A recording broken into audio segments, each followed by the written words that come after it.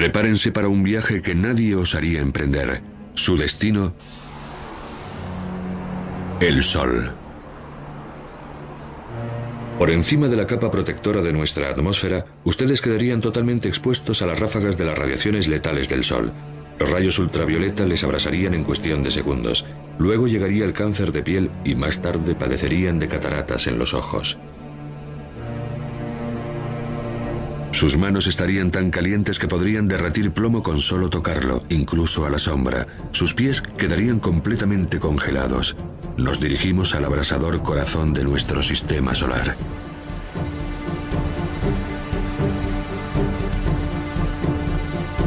En este lugar, fuerzas invisibles hacen aparecer como por arte de magia aros de fuego tan grandes que podrían engullir la Tierra. Donde las erupciones solares jalonan el cielo con explosiones de energía salvaje. Si colocáramos el planeta Tierra junto a una de ellas, se vaporizaría en cuestión de segundos. Estos haces de hidrógeno caliente tienen cierta similitud con la hierba que crece en el campo. Esta pradera roja resulta invisible para los hombres desde la Tierra porque el brillante resplandor que subyace bajo esta capa nos deslumbra. En este lugar, surtidores de calor suben y bajan sin cesar. Cada uno de ellos tiene el tamaño de Texas y una profundidad de 1.600 kilómetros aproximadamente. Si nos adentramos a profundidades aún mayores, encontraremos el corazón nuclear que está a una temperatura de 11 millones de grados centígrados. Pero el planeta Tierra se encuentra a la distancia justa de este infierno. Mientras que unos planetas se congelan o se fríen, nosotros, a 150 millones de kilómetros de distancia, estamos en la zona segura, más cerca del Sol, y nuestros océanos entrarían en ebullición. Más lejos, y la Tierra sería un páramo helado. Si esta inmensa fábrica de energía dejara de funcionar, en pocos meses el hielo nos cubriría. Le debemos nuestras vidas al Sol salvaje.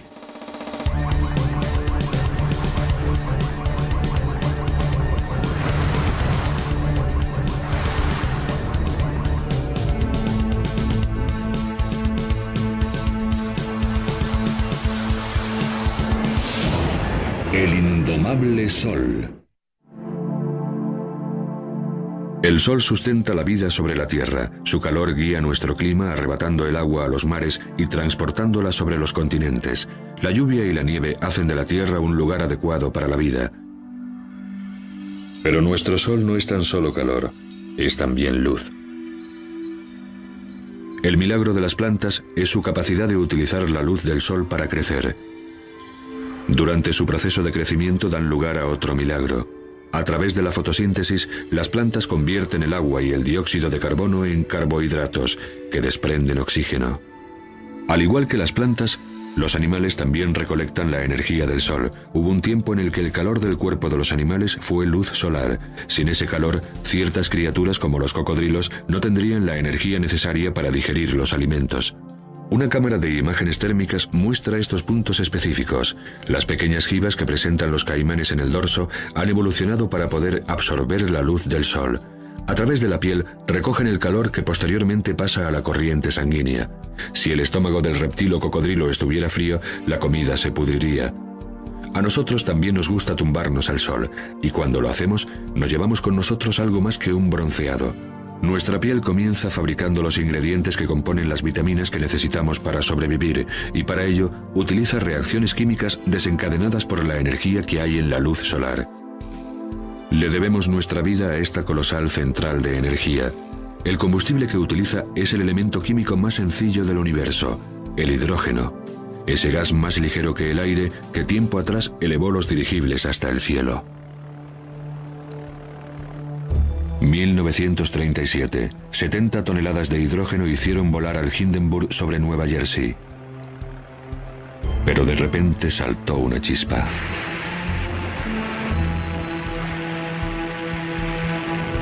El gas se prendió como consecuencia de la reacción química. Pero el mismo hidrógeno, fusionado en una reacción nuclear como las que tienen lugar en el Sol, hubiera arrasado Nueva York.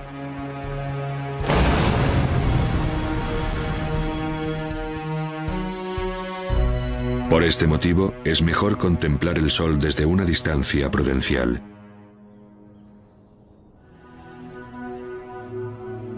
Big Bear Mountain Lake es un lugar donde el aire tranquilo y frío permanece inmutable a causa de la cálida neblina. El telescopio del observatorio Big Bear puede filtrar el resplandor del Sol. Muda su tono hacia un específico color de luz y de repente aparece ante nosotros un nuevo Sol.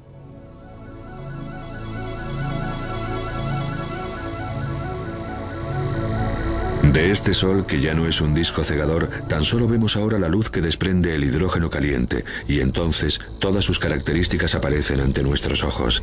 Estas marcas características reflejan el estado de ánimo del Sol, ánimo que a su vez tiene su repercusión en nuestro planeta Tierra. Esas diminutas manchas redondas son zonas más frías, zonas del Sol que flotan en medio de una superficie en ebullición. Las erupciones solares son heridas que se abren y brillan con más fuerza y calor en la luz del hidrógeno.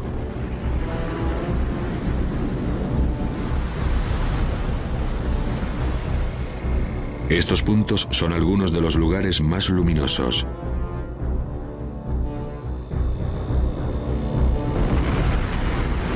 Los inmensos filamentos son bucles de gas que salen a la superficie trazando arcos.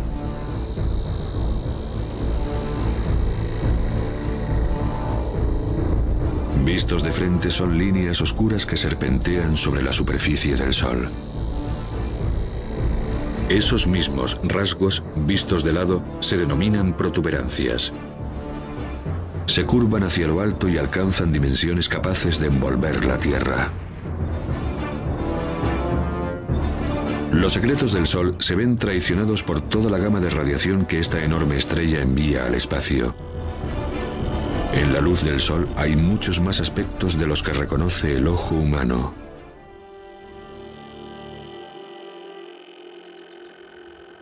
Gracias a Internet ya no es necesario un telescopio para estudiar el Sol. El catedrático y escritor Ken Lang trabaja desde su hogar en Boston. Ha consagrado la mayor parte de su vida profesional a investigar qué es lo que hace brillar al Sol. El secreto reside en la capacidad del Sol para comprimir los átomos de hidrógeno hasta el punto de que estos se fusionan entre sí y dan lugar al helio.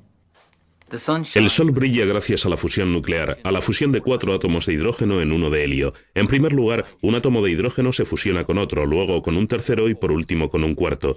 Pero el helio pesa menos que los 4 hidrógenos que se necesitaron para formarlo. Por este motivo, el resultado de esa fusión es menor que lo que se utilizó para lograrla. La diferencia de masa es la energía que enciende el Sol. Unos gramos de materia se transforman en energía en una bomba de hidrógeno. Pero cada segundo, el Sol desprende la misma energía que 1 millón de bombas de hidrógeno. Además, existe una fuerza que impide que el Sol se desintegre en partículas: la gravedad. Es lo suficientemente fuerte como para mantener el monstruo nuclear a raya. La gravedad comprime el Sol y hace que arda en su interior. Las partículas se mueven más rápido y la fusión nuclear se desarrolla a un ritmo más veloz, lo que produce una presión exterior que hace que el Sol se expanda y vuelva a enfriarse otra vez. Pero cuando la fusión obliga al Sol a expandirse, la gravedad vuelve a demostrar su poder. El núcleo se calienta y la fusión nuclear aumenta. Y así, el péndulo oscila sin cesar entre la gravedad y la fusión como si de un tira y afloja se tratara, pero ninguna de las partes vence jamás.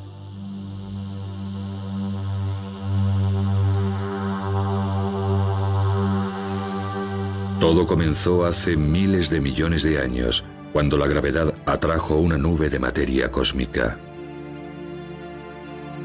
En pleno núcleo, adquiriendo creciente densidad y temperatura, el gas y el polvo se fusionaron. Los cometas se dirigieron a toda velocidad hacia el Sol recién nacido. Hoy, el telescopio espacial Hubble observa cómo se desarrolla el mismo proceso en toda la extensión del cielo. Nuestro Sol no es más que una de entre miles de millones de estrellas. El Hubble se acerca a ellas y nos muestra astros de todas las edades en un ciclo vital que los une a todos, ya que de las estrellas nacieron otras estrellas.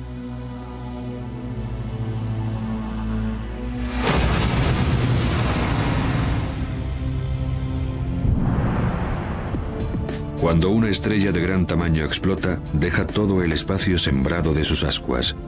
Su mortaja se une a los restos de otras innumerables explosiones. Estas cenizas se convertirán en semillas que darán origen a nuevas estrellas. La nebulosa El Águila es una encrucijada de creación, nubes colosales de estrellas que murieron hace tiempo. En su interior, estrellas, planetas e incluso vida, todos flotan en la antesala de un nacimiento. Pero en el gas y en el polvo que constituyen la nebulosa Orión, la gravedad ya ha atraído los restos y ha prendido los fuegos celestiales. Nuevas estrellas con miles de millones de años por delante para brillar. De la historia universal de las estrellas, volvemos a nuestro Sol. Lo que vemos en el Sol depende de la forma en que lo miremos. Además de los colores visibles, existen invisibles rayos X, rayos ultravioleta e infrarrojos y ondas de radiación. Las partes más interesantes del Sol se encuentran en longitudes de onda invisibles y nos ofrecen una nueva perspectiva. Como cuando sintonizamos un televisor que acabamos de comprar, cada nueva longitud de onda nos proporciona una imagen diferente. Puesto que la atmósfera absorbe la mayor parte de esta radiación invisible, para verla enviamos ahí arriba los satélites. 5, 4, 3, 2, 1... Cabo Cañaveral, diciembre de 1995. Y el vehículo habla. El satélite SOHO se encuentra en una posición muy especial en el espacio, a más de 1 millón de kilómetros de distancia, donde la atracción gravitatoria de la Tierra es tan fuerte como la del Sol. Este puesto de observación del Sol, que funciona gracias a la energía solar, queda equilibrado entre las dos fuerzas gravitatorias. Este es el Goddard Space Flight Center de la NASA. Aquí los científicos estudian las imágenes que el SOHO envió a la Tierra durante varios años. Pero en 1998, el equipo de control de la misión perdió estas imágenes cuando el SOHO se alejó del Sol y le faltó energía. Solo les quedó esperar y confiar en que la nave volviera a su posición ante el Sol. Aunque con mucha lentitud, lo hizo. Estas son fotos de la galería del SOHO.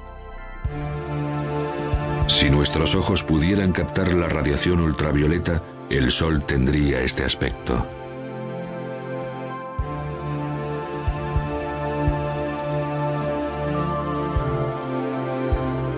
La visión de rayos X nos muestra puntos brillantes y calientes.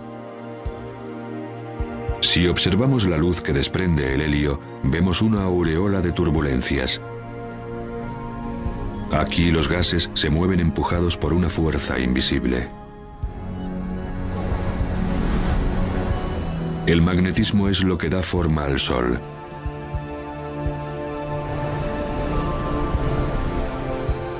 Los dibujos que vemos en esta estrella son idénticos a las líneas de los campos magnéticos que circundan un imán en la Tierra.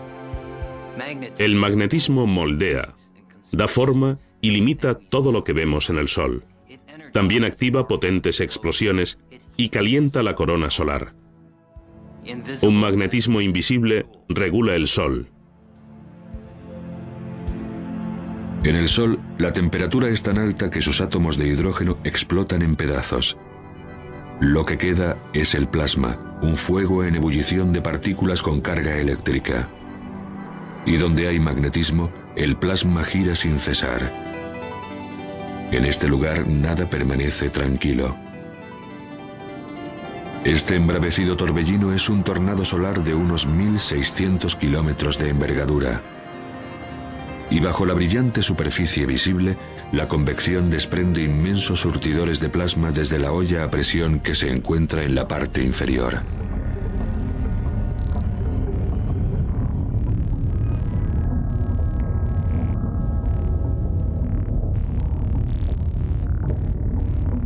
En un lugar aún más profundo, el plasma caliente, esclavo del campo magnético, serpentea y forma ríos de fuego. El Sol está en constante movimiento. Los mapas demuestran que el plasma se mueve a velocidades diferentes en los distintos estratos. El rojo muestra la mayor velocidad y el azul el movimiento más lento. Las partículas eléctricas se arremolinan en la zona interna del Sol, más rápido en la zona del ecuador y a un ritmo más lento en la de los polos. Esta diferencia de movimientos da lugar al magnetismo solar. Este fenómeno se puede estudiar en el telescopio MACMAT.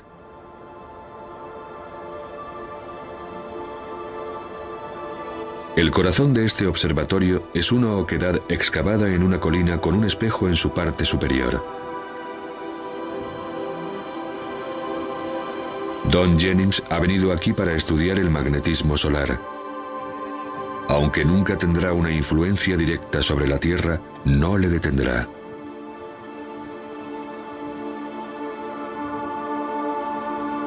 Se supone que la cámara en la que se construyó este telescopio está a una temperatura constante. Por ello, al tenerlo en la montaña es como si estuviera en el interior de una cueva. El aire que se encuentra en el interior de la cámara no presenta una agitación tan grande, por lo que ofrece una imagen más nítida. La parte superior cuenta con un espejo que atrae el sol y envía un haz de luz 100 metros más abajo hacia una de las laderas de la montaña, donde otro espejo lo recoge, lo concentra y forma una imagen justamente donde hemos instalado todo nuestro instrumental.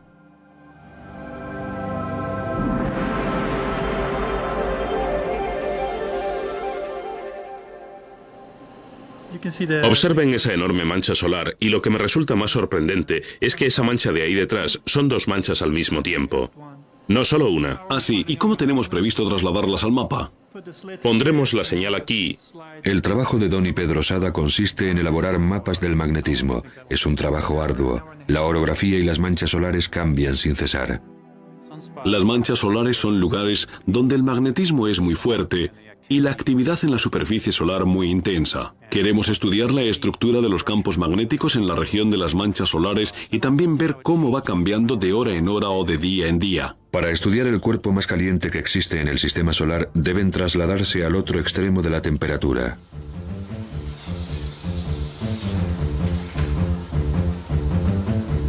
Tenemos que llenar nuestros instrumentos con helio y nitrógeno líquidos porque en su interior hay un sensor que precisa guardar justamente unos grados por encima del cero absoluto para funcionar correctamente. Lo que ven es una parte del helio que desprende y que da lugar a la formación de vapor de agua en el aire. Pero no todo es humo y espejos. Aquí se desarrolla una ciencia muy seria. Don y Pedro no pueden medir el magnetismo del Sol de forma directa, pero sí pueden observar sus efectos. El sensor helado registrará la radiación de infrarrojos que se desprenda del Sol y medirá la variación de color que se produzca a cada minuto. Y ahora estás listo para empezar. Don, ¿te importa colocar los filtros mientras yo sitúo el agujero en su sitio? Claro. Los fuertes campos magnéticos alteran el color de parte de la luz que desprende el Sol. Don y Pedro saben de qué color debería ser, y observando lo que cambia pueden reflejar en un mapa la fuerza del magnetismo que rodea a una mancha solar. Bien, Don, voy a enfocar la cámara para que podamos ver mejor la mancha. De acuerdo, adelante. Han creado una imagen de cómo se comporta el magnetismo en torno a las manchas solares. El campo magnético que desprende una mancha solar es casi como una fuente que emana desde el núcleo, muy concentrado y que luego se dispersa. Las manchas solares suelen aparecer de dos en dos o el mayor número y el campo magnético saldrá desde una mancha que podría ser el polo norte como en un imán y se dirigirá a la otra que sería el polo sur. En el interior del colosal imán que es el Sol residen estos otros imanes. El plasma solar traza las líneas de los campos magnéticos entre los polos norte y sur.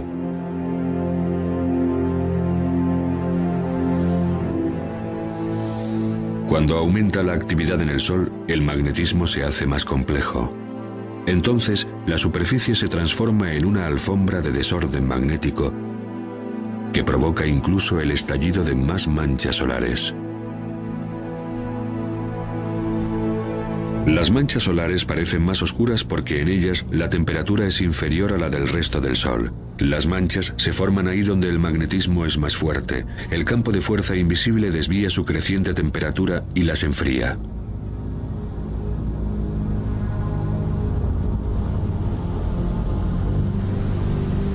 Si pudieran situarse en el centro de una mancha solar, comprobarían que está ligeramente hundida, que tiene una forma similar a la de un plato.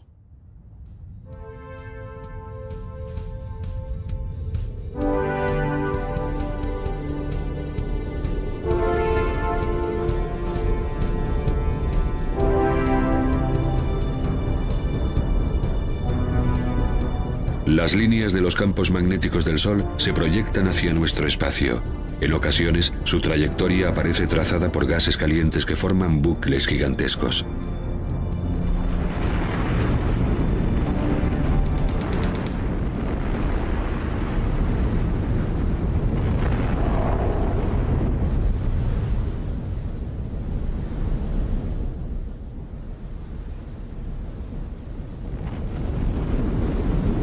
Estos son protuberancias. Las líneas de fuerza actúan como hilos invisibles que tiran del plasma hacia arriba. Pueden permanecer suspendidas sobre la superficie del Sol durante varias semanas. Si pudieran colocarse cerca de una protuberancia, verían millones de ellas, quizás un bucle de este material flotando a lo largo del campo magnético. No verían el campo magnético y sí el material brillante. Los bucles de gas adquieren dimensiones tales que podrían llegar desde la Tierra hasta la Luna. Cuando las líneas de los campos magnéticos forman una protuberancia, están siguiendo un trazado idéntico al que se ve alrededor de un imán. Siguen el mismo modelo. A menudo comienzan como pequeños bucles y luego van creciendo, y puede suceder que durante un cierto tiempo cesen su actividad. Entonces el material queda flotando en el espacio.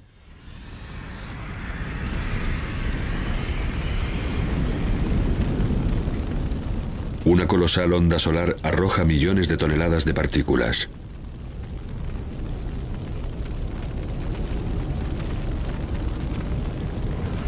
Puede parecer que está ralentizándose, pero este plasma se mueve a una velocidad tan grande que podría atravesar los Estados Unidos en menos de un minuto. Índices solares terrestres para el 28 de octubre. Sigo. Flujo solar 108 en el índice Boulder A10. Repito, flujo solar 108. Boulder, Colorado. Estamos en el National Space Weather Center, Centro Nacional de Meteorología Espacial. En el Space Weather Operations Center, NOAA, seguimos la evolución del Sol las 24 horas del día, los 7 días de la semana. El índice Boulder K0100 horas UT el día 29 de octubre era 3, repito 3. En estos momentos, Courtney Williamson es el meteorólogo del centro. Otros trazan los perfiles y elaboran los mapas de la actividad del Sol. Una de las cosas que nos preocupan es la actividad de la erupción solar cromosférica. La actividad solar será baja. Estas zonas brillantes son áreas de campos magnéticos muy fuertes y en ocasiones estos campos se contorsionan mucho. Cuando esto sucede es porque necesitan liberar su energía y lo hacen en forma de erupción solar cromosférica. 8 minutos después de una de estas erupciones solares cromosféricas, la Tierra recibe ráfagas de rayos X y ultravioletas que causan problemas en las comunicaciones.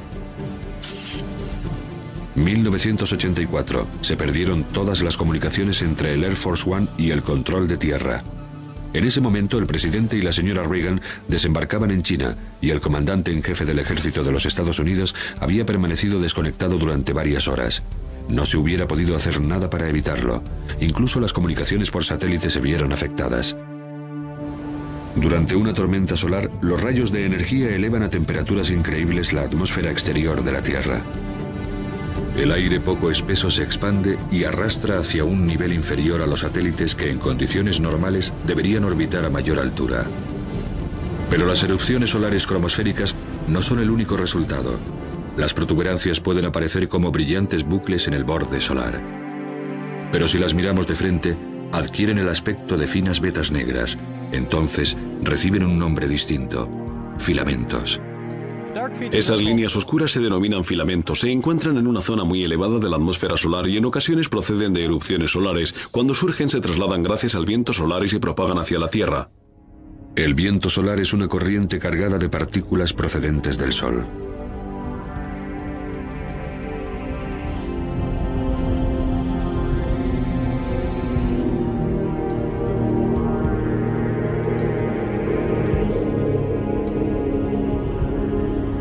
El astro rey sufre explosiones sin cesar, enviando millones de toneladas de electrones y de protones al espacio cada segundo.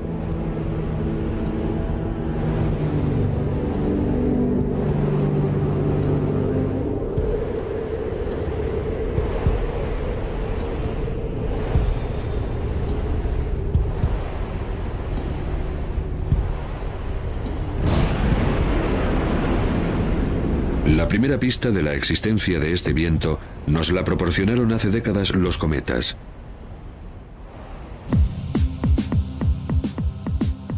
...1986, cometa Halley.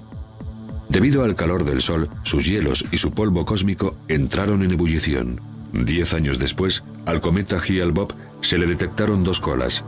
Una era una estela amarilla de polvo y tierra que iba dejando a su paso el cometa.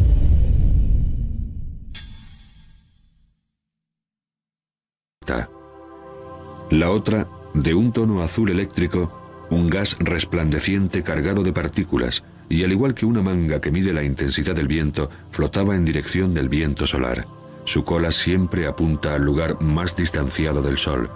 Pero no necesitamos a los cometas para ver el viento solar en el espacio. Hay formas mejores. Los satélites pueblan las pantallas del National Space Weather Center. Esta es la densidad del viento solar, su velocidad y su campo magnético. Ellos muestran a Joe Kunches exactamente cómo sopla el viento solar. En estos momentos la velocidad supera el 1.000.000 de kilómetros por hora. Si se duplicara, estaríamos ante unas condiciones que sabemos tienen relación con la actividad de tormentas geomagnéticas en la Tierra. SOHO puede captar la tormenta en el horizonte. Con un disco en el centro para velar el resplandor del Sol, registra las partículas que emite el astro rey.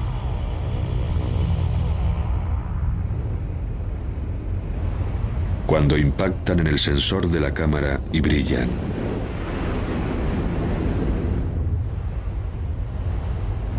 Esta sucesión de ráfagas de partículas eléctricas golpeará sin cesar el campo magnético de la Tierra. Es un embate considerable que en ciertas ocasiones tiene consecuencias devastadoras. La imagen de este ordenador muestra el campo magnético de la Tierra sacudido en 1997 por los impactos de gigantescas ráfagas de viento.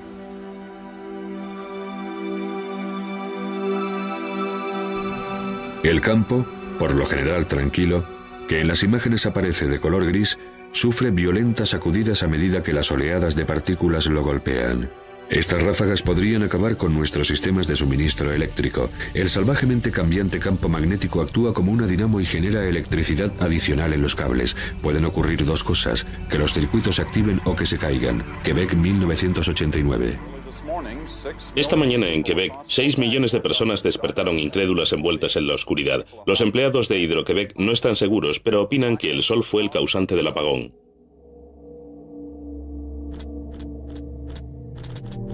La oscuridad se apodera de Montreal. Sin embargo, en el resto de América hay luz. Las partículas que causaron esta situación en Quebec siguieron su camino hacia la Tierra y propiciaron la aparición de las auroras, la boreal y la austral.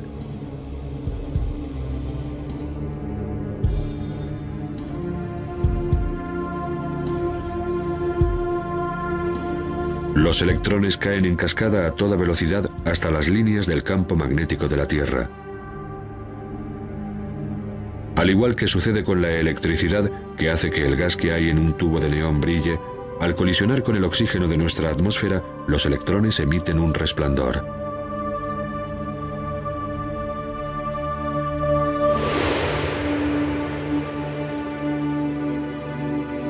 La cantidad de energía que puede desprender el Sol es extraordinaria. Si de algún modo pudiéramos reunir y almacenar toda la energía que llega a la Tierra en un solo día, tendríamos reservas suficientes como para satisfacer las necesidades de todo el mundo durante 30 años, si tan solo pudiéramos recoger toda esa energía. Pero cuando se trata de producir energía solar, Dave Reed sabe que hay que pensar a lo grande. Barstow, California. Nos encontramos en la mayor central de energía solar del mundo. Dave tiene más de 3 millones de metros cuadrados de reflectores.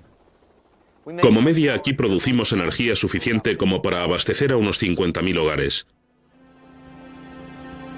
En este inmenso campo de California, y a pesar de no haber realizado siembra alguna, Dave siempre consigue una buena cosecha. Recogemos la energía solar concentrándola con esos reflectores que tienen forma de antena parabólica en un tubo central donde tenemos un fluido que se calienta mucho y la transporta en forma de calor a intercambiadores de calor, donde se transforma en vapor. El fluido que hay dentro del tubo es aceite friéndose que arde al calor del sol. Más caliente que el plomo fundido, cada metro cuadrado del reflector reúne la energía suficiente para hacer funcionar 5 televisores.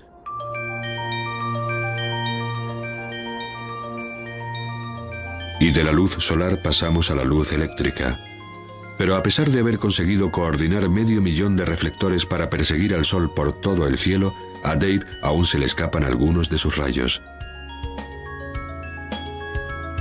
Hemos de contar con unos 30 días nublados al año y más parcialmente nublados. Aún así, nos queda una gran mayoría de días claros y soleados.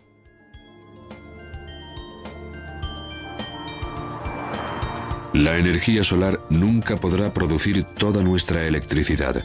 Pero ¿por qué intentar recoger la energía de una estrella que se encuentra a unos 149 millones de kilómetros de distancia?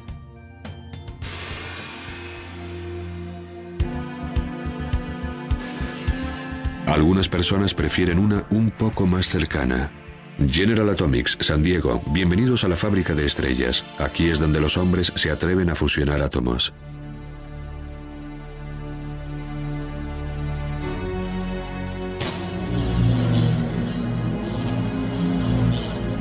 En cierto sentido somos como una fábrica de estrellas en miniatura. Producimos aquí algunas cosas muy calientes, más calientes que cualquier otro objeto sobre la faz de la Tierra. Rick Lee se dispone a entrar en la diminuta cámara en forma de donut en la que los científicos tratan de crear una estrella en la Tierra. Lleva un traje protector que le mantiene limpio. A 75 millones de grados centígrados, los elementos contaminantes podrían causar daños inimaginables. Esta fábrica de sol es el último intento de este sueño que ya dura 50 años y que pretende controlar la fusión nuclear para sacar provecho de ella. Es un monstruo de la ingeniería, y todo esto para tratar de reproducir lo que el sol hace en cada segundo de cada día. A pesar de ser un científico, para entrar en esta cámara, Rick tuvo que aprender a perfeccionar un arte. Esto es un poco estrecho. Es como una especie de parto. Me tumbo de costado y me voy empujando hasta aquí. Luego me doy la vuelta. Pongo el pie aquí y bajo por la pared. No es tan difícil. El sol comprime a los átomos por medio de la gravedad. Rick utiliza otra fuerza.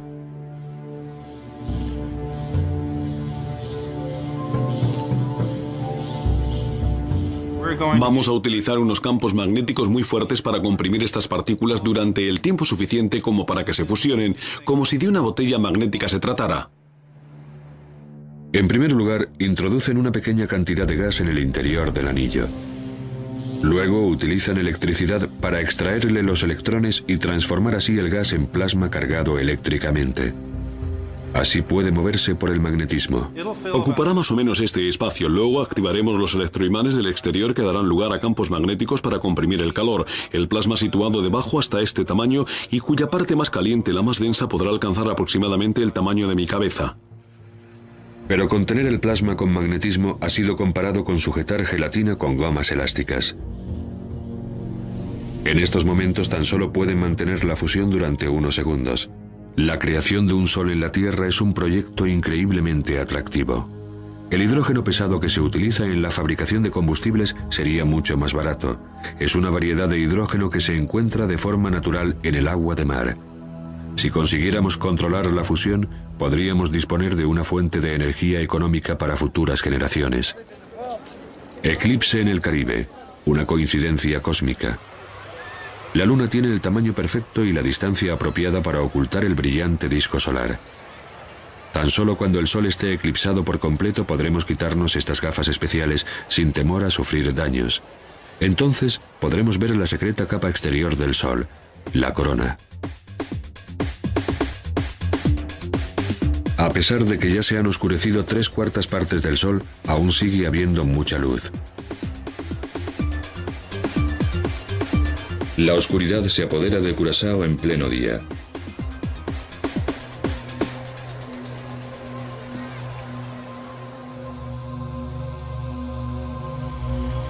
La luna va devorando los últimos segmentos de sol. Ya casi lo hemos conseguido. Ahora que hemos velado el resplandeciente brillo de nuestra estrella, la corona, refulgente capa exterior del Sol, se hace visible.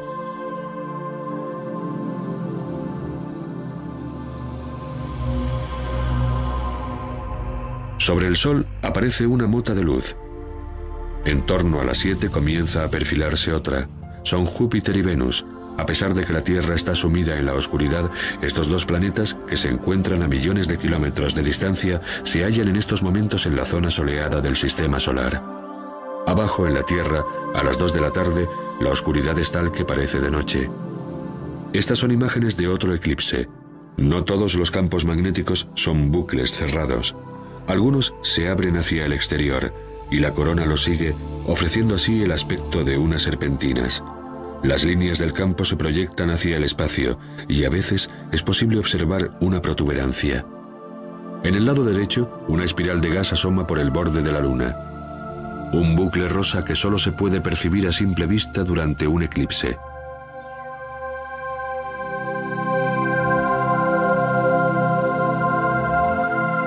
Pero el eclipse del Caribe termina en unos minutos y adquiere el aspecto de un anillo de diamantes cuando los primeros rayos del Sol atraviesan los valles de la Luna.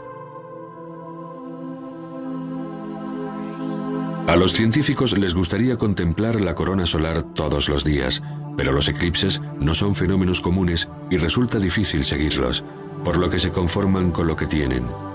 Hace 70 años, en este hermoso observatorio francés, tuvieron la idea de situar un diminuto disco ante el telescopio para poder tener un eclipse siempre que brillara el Sol.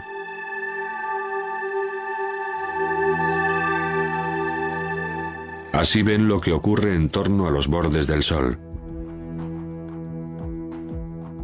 Durante 2 semanas, las protuberancias aparecen y desaparecen, y las emisiones de partículas llenan la corona y se internan en el viento solar. Esto le confiere al Sol un halo rojo. Desde el exterior de nuestra atmósfera, el satélite SOHO produce una imagen aún más nítida. Combínenla con esta otra imagen del Sol y observen cómo la actividad de la superficie expulsa partículas hacia la corona.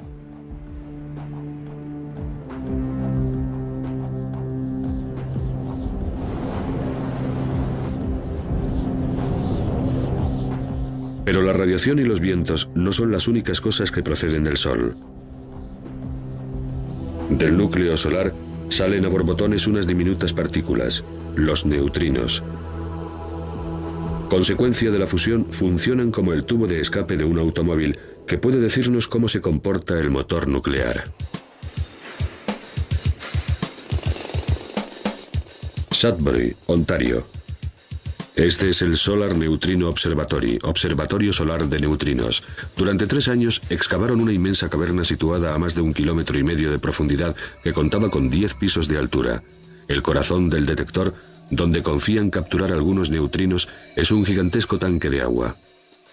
Si nuestros ojos pudieran percibir los neutrinos, observaríamos que caen con mayor fuerza que la peor de las tormentas imaginables. Nada se interpone en su camino. Atravesar casi 2 kilómetros de roca no es nada para estas partículas imparables.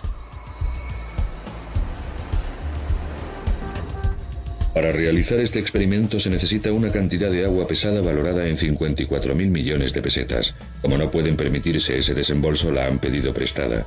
Allá van otros 1.000 millones. Para el experimento se utiliza agua pesada porque desprende un diminuto destello de luz cuando es alcanzada por un neutrino. Y ese resplandor es lo que los científicos buscan.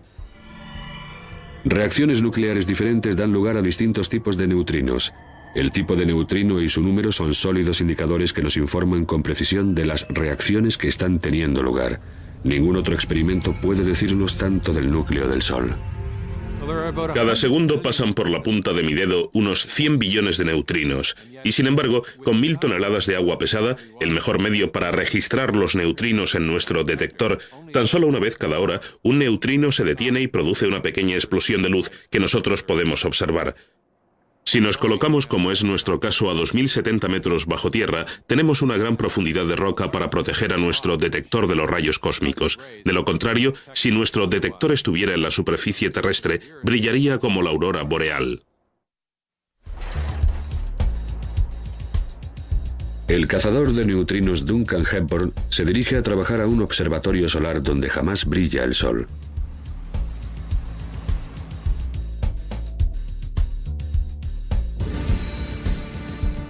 Pero además de descubrirnos los secretos del núcleo solar, este experimento también nos permitirá averiguar cosas sobre los neutrinos en sí mismos. Si saben esto, es que están en camino hacia el último destino del cosmos. Es necesario que el Neutrino Observatory sea una máquina muy limpia.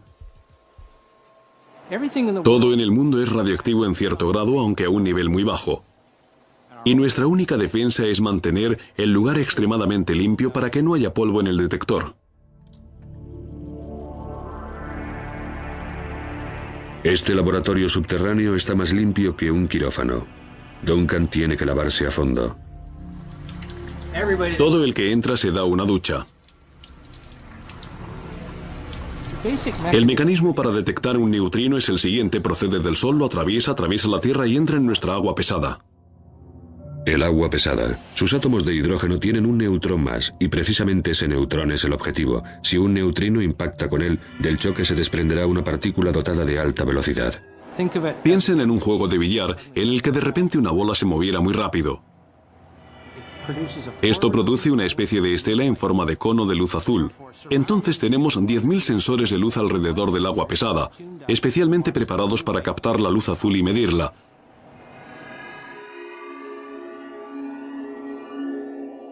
Ese cono trasero de luz indica la dirección de la que procede el neutrino.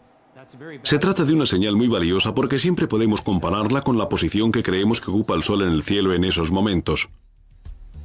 Además de divulgar los secretos del Sol, el experimento Sudbury podría decirnos muchas más cosas. La pregunta más fundamental de la ciencia podría hallar su respuesta aquí. Los destellos en el agua deberían revelarnos cuánto pesa un neutrino. Si consiguiéramos averiguarlo, podríamos predecir el futuro del universo. Los neutrinos son las partículas más abundantes del universo, y a pesar de tener una masa diminuta, pueden tener una gran repercusión en la expansión actual que ha tenido lugar desde el Big Bang, y quizá crear otro fenómeno similar dentro de billones de años.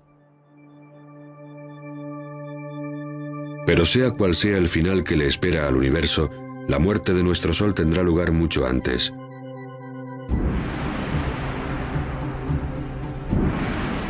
Dentro de 3 billones de años, cualquier vida terrestre estará condenada a morir abrasada. El Sol perderá su equilibrio y las escamas oscilarán con violencia entre la fusión y la gravedad. El hidrógeno restante se moverá hacia el borde solar y estallará mientras el núcleo de helio arde produciendo un resplandor mayor que el que haya conseguido jamás el hidrógeno. A medida que vaya aumentando el tamaño del Sol, los planetas más cercanos a él se consumirán y las capas de hielo de Marte se derretirán.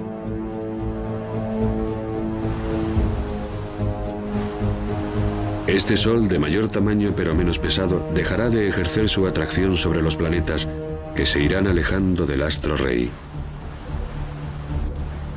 Ráfagas de aire caliente azotarán los planetas exteriores. Saturno perderá todas sus capas hasta que de él solo quede el núcleo, y sus anillos de hielo se derretirán transformándose en vapor.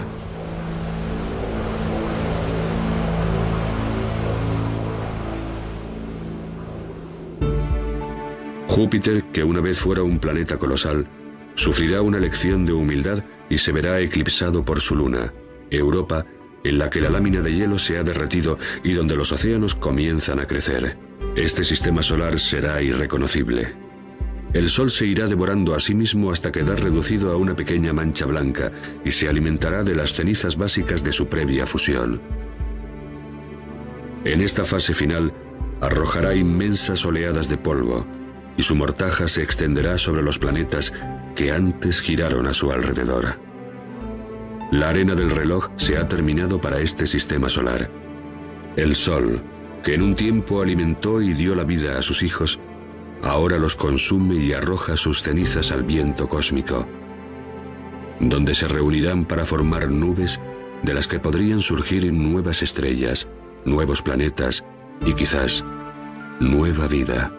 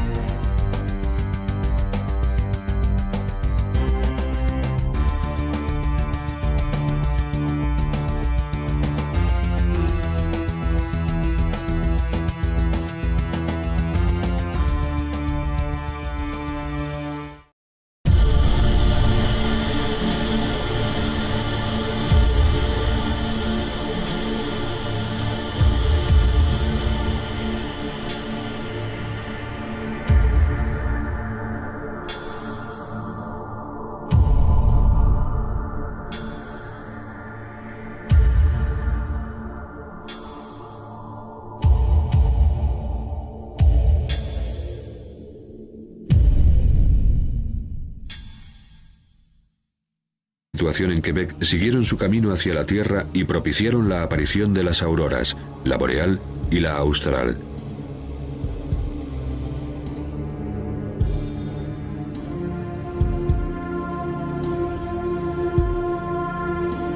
Los electrones caen en cascada a toda velocidad hasta las líneas del campo magnético de la Tierra.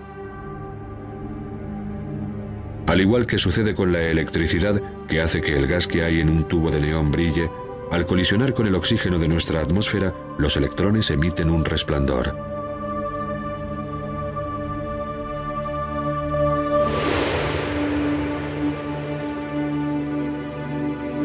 La cantidad de energía que puede desprender el Sol es extraordinaria. Si de algún modo pudiéramos reunir y almacenar toda la energía que llega a la Tierra en un solo día, tendríamos reservas suficientes como para satisfacer las necesidades de todo el mundo durante 30 años, si tan solo pudiéramos recoger toda esa energía. Pero cuando se trata de producir energía solar, Dave Reed sabe que hay que pensar a lo grande. Barstow, California. Nos encontramos en la mayor central de energía solar del mundo. Dave tiene más de 3 millones de metros cuadrados de reflectores. Como media, aquí producimos energía suficiente como para abastecer a unos 50.000 hogares. En este inmenso campo de California, y a pesar de no haber realizado siembra alguna, Dave siempre consigue una buena cosecha. Recogemos la energía solar, concentrándola con esos reflectores que tienen forma de antena parabólica, en un tubo central donde tenemos un fluido que se calienta mucho, y la transporta en forma de calor a intercambiadores de calor, donde se transforma en vapor. El fluido que hay dentro del tubo es aceite friéndose que arde al calor del sol. Más caliente que el plomo fundido, cada metro cuadrado del reflector reúne la energía suficiente para hacer funcionar 5 televisores.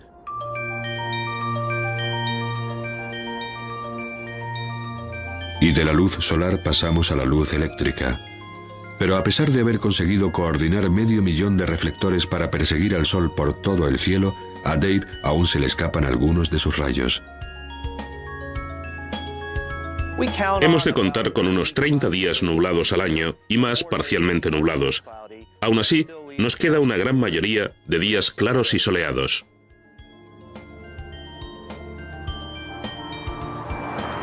La energía solar nunca podrá producir toda nuestra electricidad. Pero ¿por qué intentar recoger la energía de una estrella que se encuentra a unos 149 millones de kilómetros de distancia?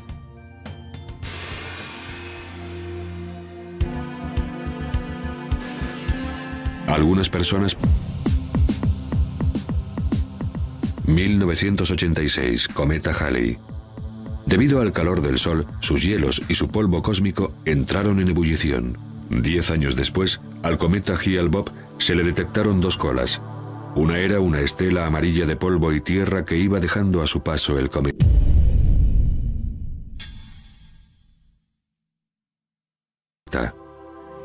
La otra, de un tono azul eléctrico, un gas resplandeciente cargado de partículas, y al igual que una manga que mide la intensidad del viento, flotaba en dirección del viento solar. Su cola siempre apunta al lugar más distanciado del Sol.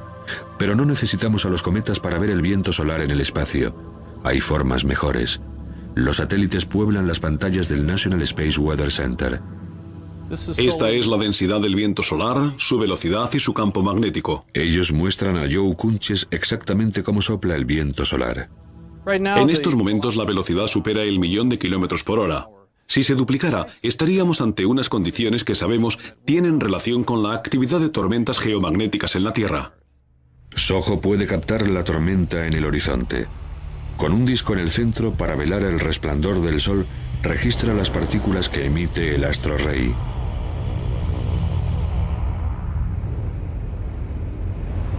Cuando impactan en el sensor de la cámara y brillan.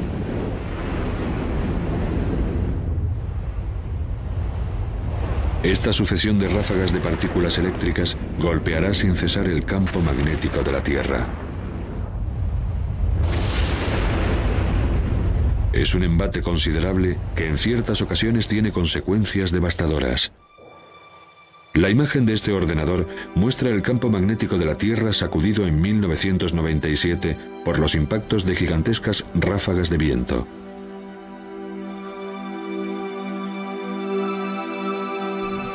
El campo, por lo general tranquilo, que en las imágenes aparece de color gris, sufre violentas sacudidas a medida que las oleadas de partículas lo golpean.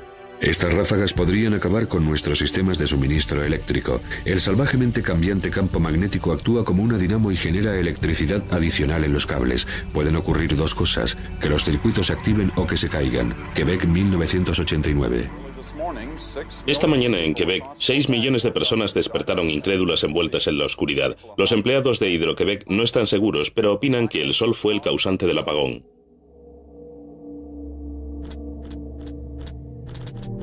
La oscuridad se apodera de Montreal. Sin embargo, en el resto de América hay luz.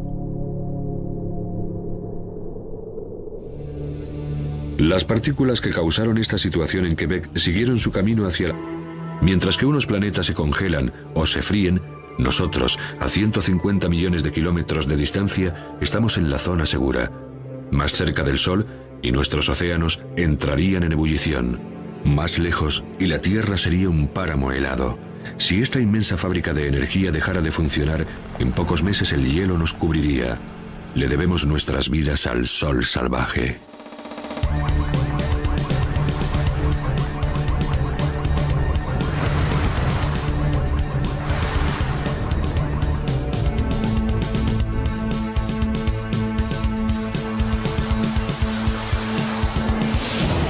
El indomable Sol. El Sol sustenta la vida sobre la Tierra. Su calor guía nuestro clima, arrebatando el agua a los mares y transportándola sobre los continentes.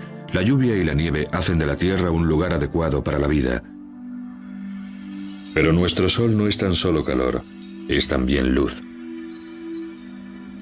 El milagro de las plantas es su capacidad de utilizar la luz del Sol para crecer. Durante su proceso de crecimiento dan lugar a otro milagro. A través de la fotosíntesis, las plantas convierten el agua y el dióxido de carbono en carbohidratos, que desprenden oxígeno. Al igual que las plantas, los animales también recolectan la energía del Sol. Hubo un tiempo en el que el calor del cuerpo de los animales fue luz solar. Sin ese calor, ciertas criaturas como los cocodrilos no tendrían la energía necesaria para digerir los alimentos. Una cámara de imágenes térmicas muestra estos puntos específicos. Las pequeñas jivas que presentan los caimanes en el dorso han evolucionado para poder absorber la luz del Sol. A través de la piel recogen el calor que posteriormente pasa a la corriente sanguínea. Si el estómago del reptil o cocodrilo estuviera frío, la comida se pudriría. A nosotros también nos gusta tumbarnos al sol, y cuando lo hacemos, nos llevamos con nosotros algo más que un bronceado. Nuestra piel comienza fabricando los ingredientes que componen las vitaminas que necesitamos para sobrevivir, y para ello utiliza reacciones químicas desencadenadas por la energía que hay en la luz solar. Le debemos nuestra vida a esta colosal central de energía. El combustible que utiliza es el elemento químico más sencillo del universo, el hidrógeno. Ese gas más ligero que el aire que tiempo atrás elevó los dirigibles hasta el cielo. 1937. 70 toneladas de hidrógeno hicieron volar al Hindenburg sobre Nueva Jersey. Pero de repente saltó una chispa.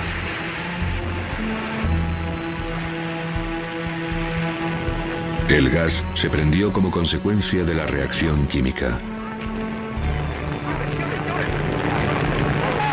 Pero el mismo hidrógeno, fusionado en una reacción nuclear como las que tienen lugar en el Sol, protones al espacio cada segundo.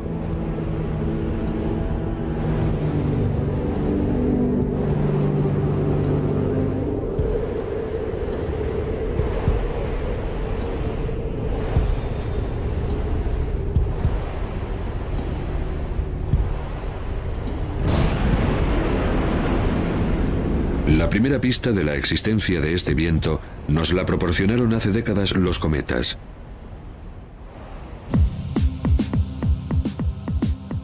...1986, cometa Halley.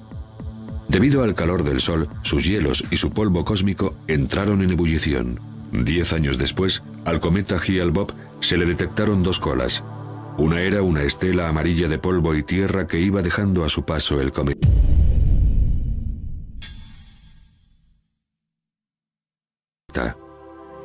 La otra, de un tono azul eléctrico, un gas resplandeciente cargado de partículas, y al igual que una manga que mide la intensidad del viento, flotaba en dirección del viento solar.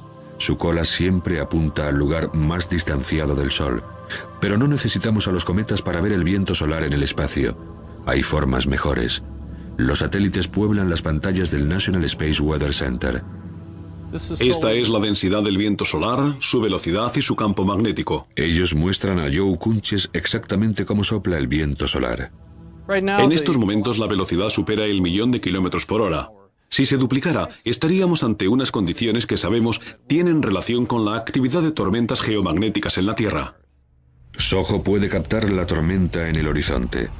Con un disco en el centro para velar el resplandor del Sol, registra las partículas que emite el astro rey.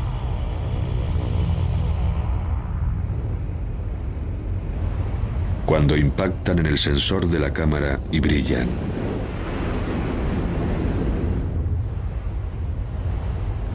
Esta sucesión de ráfagas de partículas eléctricas golpeará sin cesar el campo magnético de la Tierra.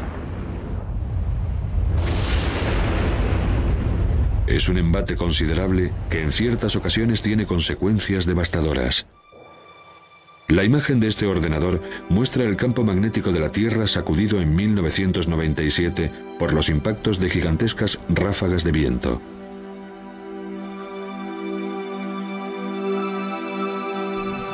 El campo, por lo general tranquilo, que en las imágenes aparece de color gris, sufre violentas sacudidas a medida que las oleadas de partículas lo golpean. Estas ráfagas podrían acabar con nuestros sistemas de suministro eléctrico. El salvajemente cambiante campo magnético actúa como una dinamo y genera electricidad adicional en los cables. Pueden ocurrir dos cosas, que los circuitos se activen o que se caigan. Quebec 1900.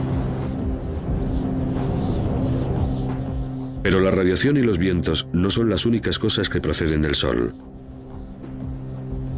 Del núcleo solar salen a borbotones unas diminutas partículas, los neutrinos. Consecuencia de la fusión, funcionan como el tubo de escape de un automóvil que puede decirnos cómo se comporta el motor nuclear. Sudbury, Ontario. Este es el Solar Neutrino Observatory, Observatorio Solar de Neutrinos.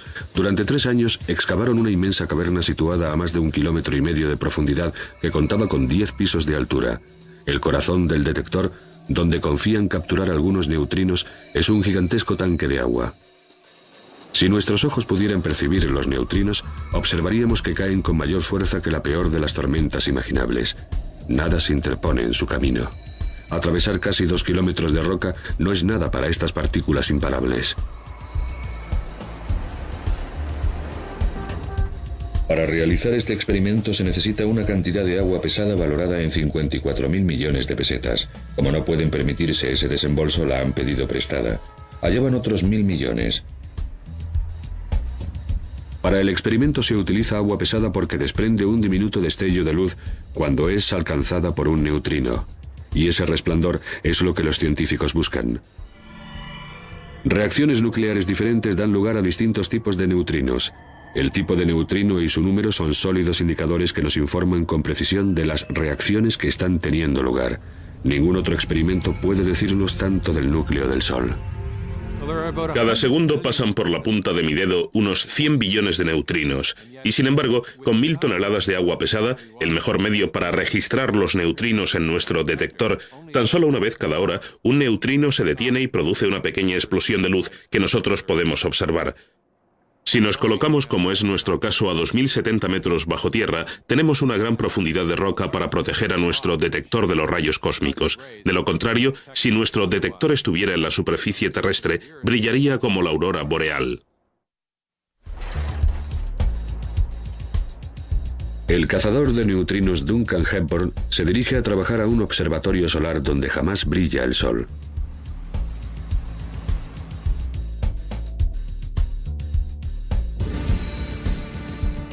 Pero además de descubrirnos los secretos del núcleo solar, este experimento también nos permitirá averiguar cosas sobre los neutrinos en sí mismos.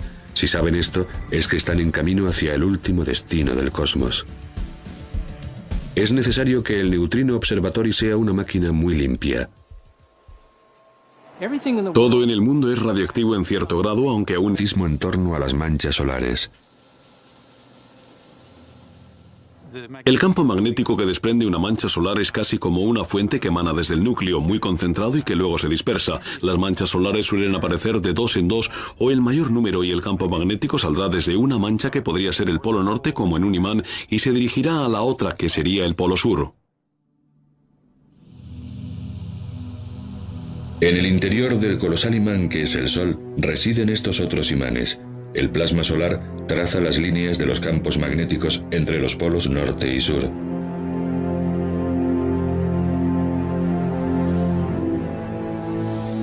Cuando aumenta la actividad en el Sol, el magnetismo se hace más complejo. Entonces, la superficie se transforma en una alfombra de desorden magnético que provoca incluso el estallido de más manchas solares. Las manchas solares parecen más oscuras porque en ellas la temperatura es inferior a la del resto del Sol. Las manchas se forman ahí donde el magnetismo es más fuerte. El campo de fuerza invisible desvía su creciente temperatura y las enfría.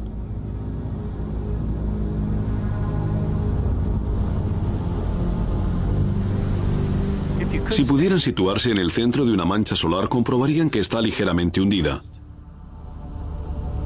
que tiene una forma similar a la de un plato.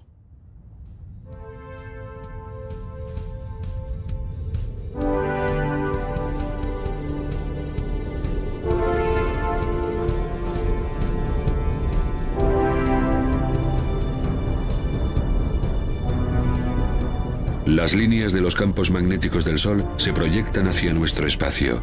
En ocasiones, su trayectoria aparece trazada por gases calientes que forman bucles gigantescos.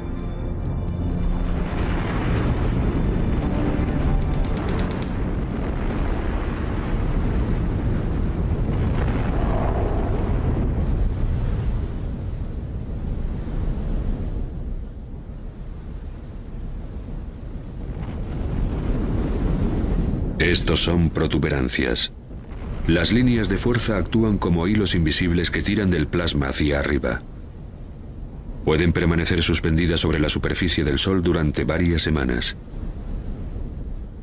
Si pudieran colocarse cerca de una protuberancia, verían millones de ellas, quizás un bucle de este material flotando a lo largo del campo magnético. No verían el campo magnético y sí el material brillante. Los bucles de gas adquieren dimensiones tales que podrían llegar desde la Tierra hasta la Luna. Cuando las líneas de los campos magnéticos forman una protuberancia, están siguiendo un trazado idéntico al que se ve alrededor de un imán. Siguen el mismo modelo. El indomable Sol. El Sol sustenta la vida sobre la Tierra. Su calor guía nuestro clima, arrebatando el agua a los mares y transportándola sobre los continentes. La lluvia y la nieve hacen de la Tierra un lugar adecuado para la vida. Pero nuestro Sol no es tan solo calor, es también luz. El milagro de las plantas es su capacidad de utilizar la luz del Sol para crecer. Durante su proceso de crecimiento dan lugar a otro milagro. A través de la fotosíntesis, las plantas convierten el agua y el dióxido de carbono en carbohidratos, que desprenden oxígeno. Al igual que las plantas, los animales también recolectan la energía del sol. Hubo un tiempo en el que el calor del cuerpo de los animales fue luz solar. Sin ese calor, ciertas criaturas como los cocodrilos no tendrían la energía necesaria para digerir los alimentos. Una cámara de imágenes térmicas muestra estos puntos específicos. Las pequeñas jivas que presentan los caimanes en el dorso han evolucionado para poder absorber la luz del sol. A través de la piel recogen el calor que posteriormente pasa a la corriente sanguínea. Si el estómago del reptil o cocodrilo estuviera frío, la comida se pudriría. A nosotros también nos gusta tumbarnos al sol, y cuando lo hacemos, nos llevamos con nosotros algo más que un bronceado. Nuestra piel comienza fabricando los ingredientes que componen las vitaminas que necesitamos para sobrevivir, y para ello utiliza reacciones químicas desencadenadas por la energía que hay en la luz solar. Le debemos nuestra vida a esta colosal central de energía. El combustible que utiliza es el elemento químico más sencillo del universo, el hidrógeno, ese gas más ligero que el aire que tiempo atrás elevó los dirigibles hasta el cielo. 1937. 70 toneladas de hidrógeno hicieron volar al Hindenburg sobre Nueva Jersey. Pero de repente saltó una chispa.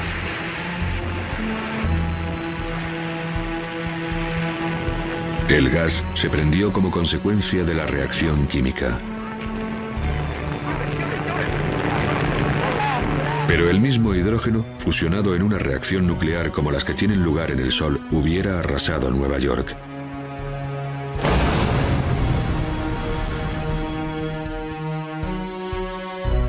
Por este motivo, es mejor contemplar el Sol desde una distancia prudencial.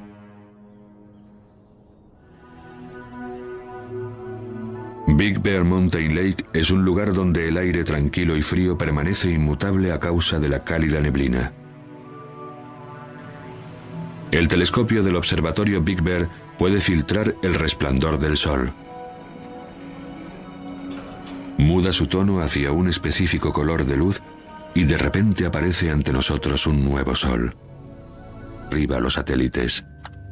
5, 4, 3, 2, 1. Cabo Cañaveral, diciembre de 1995. Y el vehículo habla. El satélite SOHO se encuentra en una posición muy especial en el espacio, a más de 1 millón de kilómetros de distancia, donde la atracción gravitatoria de la Tierra es tan fuerte como la del Sol. Este puesto de observación del Sol, que funciona gracias a la energía solar, queda equilibrado entre las dos fuerzas gravitatorias. Este es el Goddard Space Flight Center de la NASA. Aquí los científicos estudian las imágenes que el SOHO envió a la Tierra durante varios años. Pero en 1998, el equipo de control de la misión perdió estas imágenes cuando el SOHO se alejó del Sol y le faltó energía. Solo les quedó esperar y confiar en que la nave volviera a su posición ante el Sol. Aunque con mucha lentitud, lo hizo. Estas son fotos de la galería del SOHO. Si nuestros ojos pudieran captar la radiación ultravioleta, el Sol tendría este aspecto.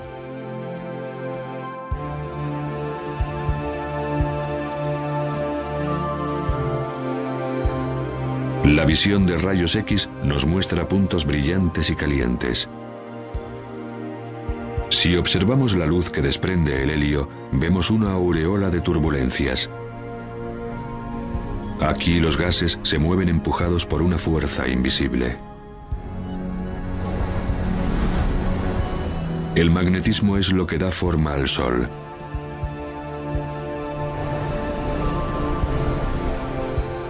Los dibujos que vemos en esta estrella son idénticos a las líneas de los campos magnéticos que circundan un imán en la Tierra. El magnetismo moldea, da forma y limita todo lo que vemos en el Sol. También activa potentes explosiones y calienta la corona solar. Un magnetismo invisible regula el Sol. En el Sol, la temperatura es tan alta que sus átomos de hidrógeno explotan en pedazos. Lo que queda es el plasma, un fuego en ebullición de partículas con carga eléctrica. Y donde hay magnetismo, el plasma gira sin cesar. En este lugar nada permanece tranquilo. Este embravecido torbellino es un tornado solar de unos 1.600 kilómetros de envergadura. Y bajo la brillante superficie visible, la convección desprende inmensos surtidores de plasma desde la olla a presión que se encuentra en la parte inferior.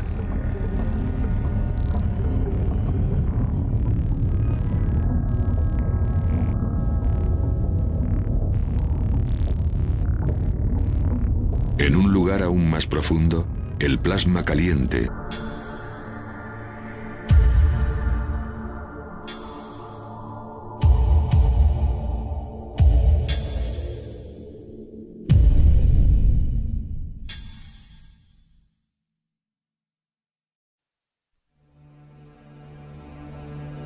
Prepárense para un viaje que nadie osaría emprender.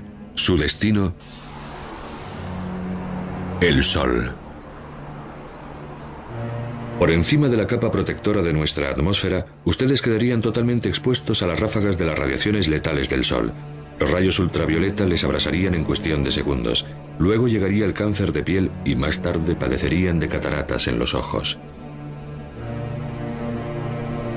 Sus manos estarían tan calientes que podrían derretir plomo con solo tocarlo, incluso a la sombra. Sus pies quedarían completamente congelados. Nos dirigimos al abrasador corazón de nuestro sistema solar.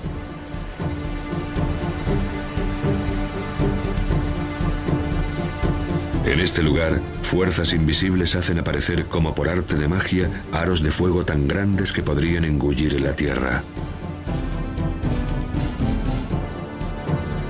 Donde las erupciones solares jalonan el cielo con explosiones de energía salvaje. Si colocáramos el planeta Tierra junto a una de ellas, se vaporizaría en cuestión de segundos. Estos haces de hidrógeno caliente tienen cierta similitud con la hierba que crece en el campo. Esta pradera roja resulta invisible para los hombres desde la Tierra porque el brillante resplandor que subyace bajo esta capa nos deslumbra. En este lugar, surtidores de calor suben y bajan sin cesar. Cada uno de ellos tiene el tamaño de Texas y una profundidad de 1.600 kilómetros aproximadamente. Si nos adentramos a profundidades aún mayores, encontraremos el corazón nuclear que está a una temperatura de 11 millones de grados centígrados. Pero el planeta Tierra se encuentra a la distancia justa de este infierno.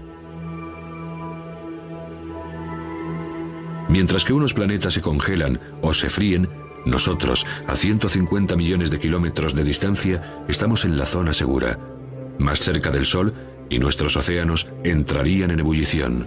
Más lejos, y la Tierra sería un páramo helado. Si esta inmensa fábrica de energía dejara de funcionar, en pocos meses el hielo nos cubriría. Le debemos nuestras vidas al Sol salvaje.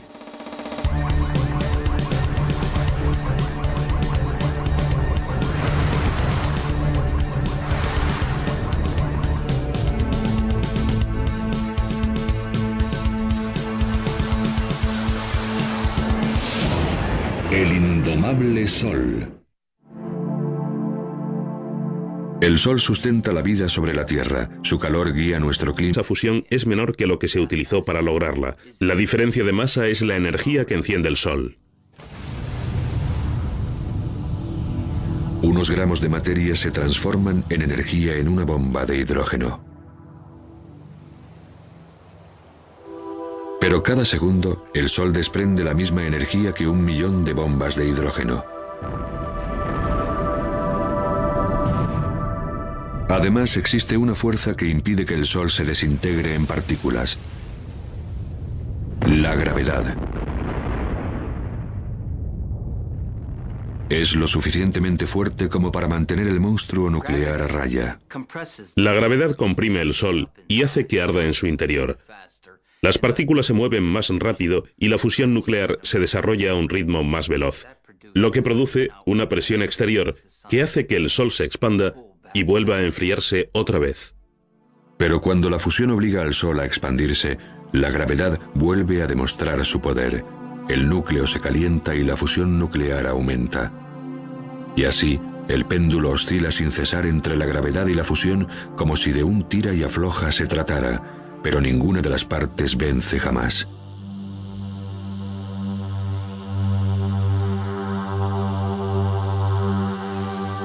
Todo comenzó hace miles de millones de años, cuando la gravedad atrajo una nube de materia cósmica. En pleno núcleo, adquiriendo creciente densidad y temperatura, el gas y el polvo se fusionaron. Los cometas se dirigieron a toda velocidad hacia el Sol recién nacido. Hoy, el telescopio espacial Hubble observa cómo se desarrolla el mismo proceso en toda la extensión del cielo. Nuestro Sol no es más que una de entre miles de millones de estrellas. El Hubble se acerca a ellas y nos muestra astros de todas las edades en un ciclo vital que los une a todos, ya que de las estrellas nacieron otras estrellas.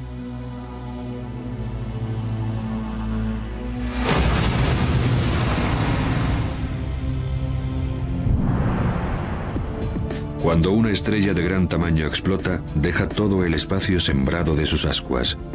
Su mortaja se une a los restos de otras innumerables explosiones. Estas cenizas se convertirán en semillas que darán origen a nuevas estrellas. La nebulosa El Águila es una encrucijada de creación, nubes colosales de estrellas que murieron hace tiempo. En su interior, estrellas, planetas e incluso vida, todos flotan en la antesala de un nacimiento. Por lo que se conforman con lo que tienen. Hace 70 años, en este hermoso observatorio francés, tuvieron la idea de situar un diminuto disco ante el telescopio para poder tener un eclipse siempre que brillara el Sol.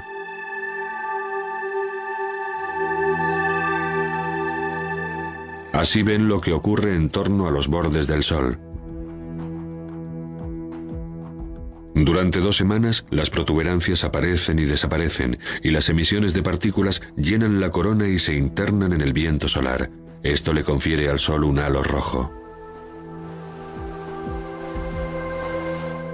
Desde el exterior de nuestra atmósfera, el satélite SOHO produce una imagen aún más nítida. Combínenla con esta otra imagen del Sol y observen cómo la actividad de la superficie expulsa partículas hacia la corona.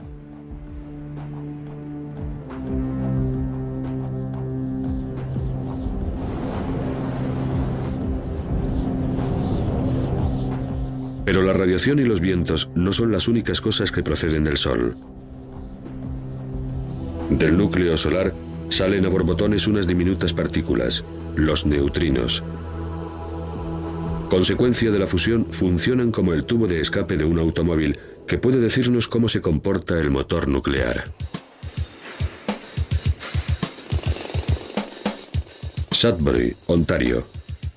Este es el Solar Neutrino Observatory, Observatorio Solar de Neutrinos. Durante 3 años excavaron una inmensa caverna situada a más de 1,5 kilómetros de profundidad que contaba con 10 pisos de altura. El corazón del detector, donde confían capturar algunos neutrinos, es un gigantesco tanque de agua.